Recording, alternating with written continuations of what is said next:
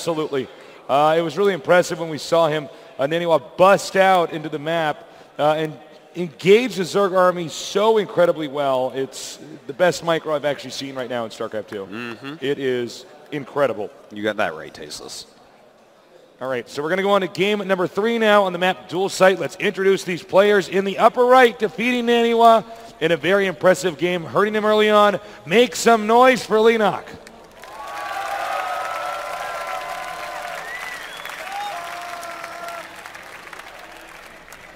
On the opposite side of the map, so determined, so driven. His style is so perfect. Give it up for Naniwa. Okay, so, yeah, Tasteless. Let's take a look at Leenock's base and count the drones. That's 6. 1, 2, 3, 4, 5, 6. See, I counted them. Now it's just a 7 pool, man. You know what, though? This actually could beat Naniwa very well. It might. He's scouting, though, very quickly here. Now, against a build like this, what Naniwa is going to have to do is make a forge immediately upon scouting it at his natural, and then a pylon in his main. He has to cannon in the main, and he's going to have to micro his probes very hard. Now, Leenock, we're going to have to see if he's going to bring drones or not. This is going to be just so difficult. This is, yeah, the forge first here, and then making a pylon in the main. Same solution for StarCraft 1 if you're getting 4 pulled, and you put a pylon outside of your so base. Naniwa sees it. He is going to his ramp down here. He needs to throw down that forge immediately. There's the forge. And he's going to need a pylon in the main as well. And for those of you who are trying to learn StarCraft and you've ever lost to a rush like this, Naniwa is going to show you guys exactly how to hold it. And as you can see, here is the pylon inside the main. Now, these very quick pool builds, Tasteless, they are pretty good. It doesn't have to kill Naniwa. It's definitely going to kill the pylon and the forge on the low ground, and probably a few probes. But other than that, Leenock can actually drone up behind this and turn it into a normal game. Now, we saw Naniwa make pylons here before when he would do this build. I'm curious to see if he's going to do it again this time, and he is. All right, here come the Zerglings.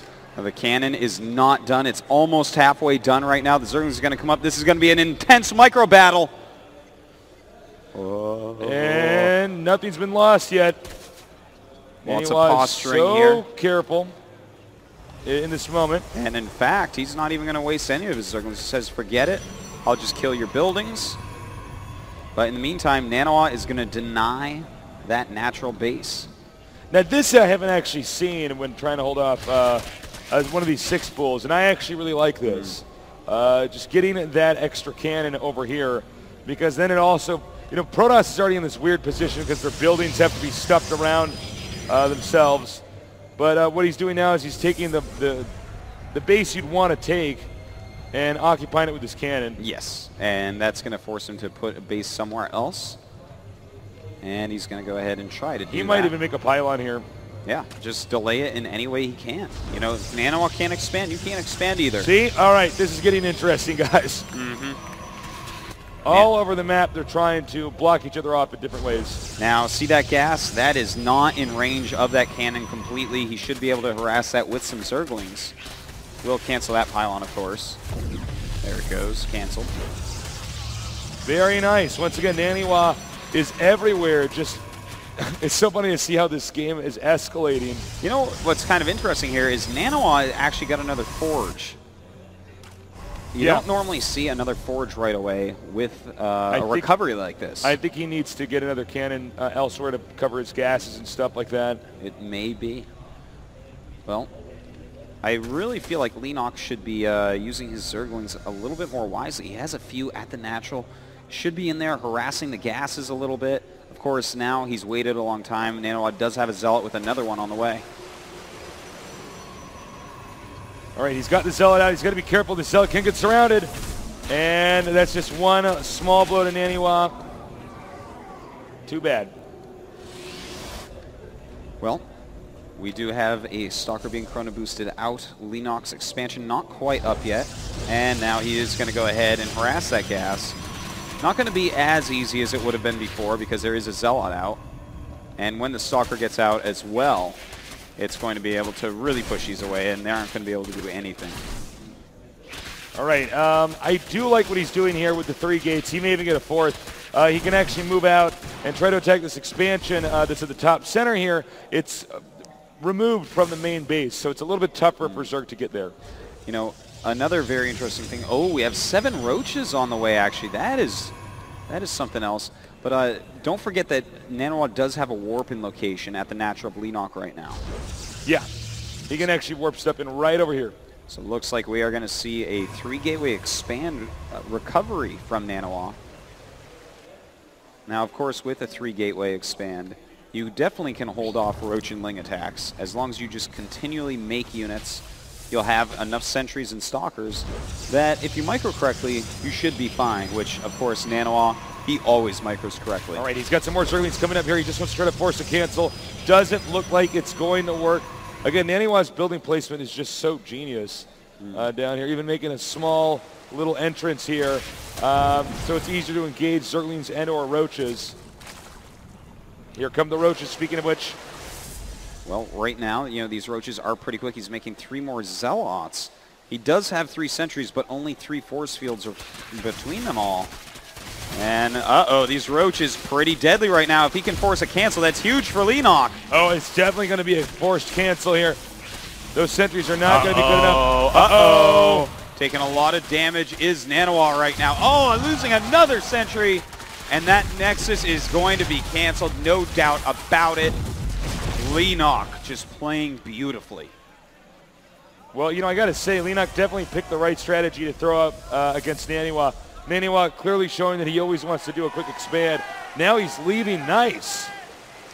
Decides that, okay, you have enough gateways. You should be able to hold this off now. Naniwa is getting that +1 attack upgrade. And he is, in fact, also warping in at the natural. I like it. Yeah, but those Roaches are headed home, so those Zealots will be taken care of almost immediately. But it's just a smart idea. Yep. Get over here, try to take out some drones, do some damage to your opponent's economy. Oh man, he's not even going to get a single drone. Completely denied. Not going to get a single Zergling either. You know, he can even make Zealots here and try to go into the main too. Naniwa right now just making more and more sentries. His +1 is almost done. We're going to see how clever and how creative he is, because it's going to be so hard to come back from this. Yeah, Leenock is in incredibly good shape. And now that he's reclaimed this location and destroyed the pylon and cannon that occupied it, Leenock's going to get even more ahead. Well, 2 more gates coming up. That makes a total of 5 with the +1 upgrade. A pretty deadly army, but Leenock has a huge army coming up himself. Doesn't look like one that can really do too much damage to Naniwa, though. He's got a lot of sentries and even throwing up a cannon at his natural. Right, the Roaches are coming out now. And this is pretty scary. He's going to go in and try to get the Nexus over here. I don't believe this is going to do too much damage. It looks as though we're going to have Naniwa hold this off. I got to say, Naniwa is really good at bouncing back. I mean, even in that last game that he lost, he was doing a great job. Very true, Tasteless. Leenock, in the meantime, is taking his natural expand, getting up that additional base, has a decent amount of units out in the map, so doesn't have to worry about little pokes or prods. Naniwa can't do any of those, but Naniwa is going to choose a tech route pretty quickly here. Yeah, he's got the 5 gates, he's getting 2 more gas, and hey, it might be something as simple as a bunch of units and go. Yeah. I think that's exactly what it's going to be. We saw him do this against DRG as well when you know, he had a little bit of a difficult time. He was put in a bad position when DRG took the gold base. Pushing out with that Colossus, just that one Colossus, which was there to wipe out the Zerglings. He managed to move across the map and destroy the position that DRG had. Well, we have a Robotics and a Twilight coming up for Naniwa. So it looks like he's going to want to probably get Blink and Observer. And maybe some Immortals in there as well. Of course, War Prism play, so popular nowadays in this matchup. All right, so we have sentries and stalkers coming in here. Naniwa is still making probes. He hasn't got probes. I guess he actually wants to play a pretty standard game. Twilight Council's finished. Blink is on the way. Robotics facility finished. I would assume we're going to see a support bait pretty soon here. Well, We have a Spire going up for Leenock in his main base, right there. It looks right like there, any guys. other bump, but believe me, it's a Spire. Also, a lot of Spine Crawlers. He's getting ready for some defense. You know, when you go for Mutalisks, you definitely have to make some Spines. If you have just Zerglings and Mutas, it can be pretty tough. Yeah, I'll always get Spine Crawlers with Mutalisks. It's just the way to do it. That way your Mutas can be out on the map, and you'll always have something that's there to defend. You know, with Blink on the way, 1/1 upgrades almost done as well. Naniwa's not in the most terrible position to deal with Mutas, but he is going for Colossus, which is something that, you know, you can make one, or maybe even two, but really what you need is Psystorm against a good Muta user, and 10 Mutas go into production. There's only one cannon here, and it's not there intended for Mutas right now. It was there to stop those Zerglings early on. Oh, he sees a Spire, so he'll probably make cannons very soon. Yep, and in fact, we'll see. I don't think he's even going to make a single Colossus. Naniwa probably should just tech up, but there you go. He is going to start that Colossus. Very good against the Lings, but he's got to be careful. If you try to go too robo-heavy, then you will just die to the Mutas. Taking out these Zerglings here. He may stop making the Colossus after that the initial one pops out. More cannons on the way. These Mutas trying to get something done. Blink him straight up and repels the first harassment. And now we have a bunch of Zerglings here waiting. He wants to take this location. I love that Leenock does this kind of stuff. Just making one burrowed Zergling there makes it that much harder to get a Nexus up and running. Leenock right now also taking a 4th base up in the top left. His economy is pretty out of control. 68 drones spread amongst 3 bases. He's got to be careful, though, with that group of units out there. Got to keep his Stalkers nearby. Doesn't want those sentries to get targeted down. All right, the Colossus is out there. The Stalkers are not with this army. This is very risky. Indeed it is. Will you get it? Force cancel. Oh, he destroys kills it. Ouch. Minus 400 for Naniwa. Right now those Stalkers walking around still trying to figure out where they should be. Leenock at 181 supply, Naniwa at 130. Starting to get some more Colossi too. You know, that first one is just to deal with some Zerglings, but with the second one coming out, looks like he probably wants to max on just Stalkers and Colossus and see if he can kill Leenock. Nice, again denying the Mutalisks from his base. Naniwa is going to have to defend. He's going to have to turtle for a little bit here, as Leenock is a little bit too big at this point in time. And of course, Naniwa will ideally want to eventually come over here and take this gold base as well. Leenock actually is upgrading a very interesting upgrade right now. He is getting the Ventral Sacks. He's getting drops and a Baneling nest. Haven't been seeing Baneling drops in quite some time. So now we have the Mutas going out over towards the expansion. That is quite a pack of Mutas. I think Leenock suddenly realized, wait a minute, that's only 5 Stalkers. I can kill that. That's right. That was 24 Mutas to start. He's only lost 1 so Whoa, far. the Colossus! Oh, the Colossus is such an expensive unit, and it does live. Only 1 Muta died, and he killed off quite a bit there. Leenock, by the way, now maxed.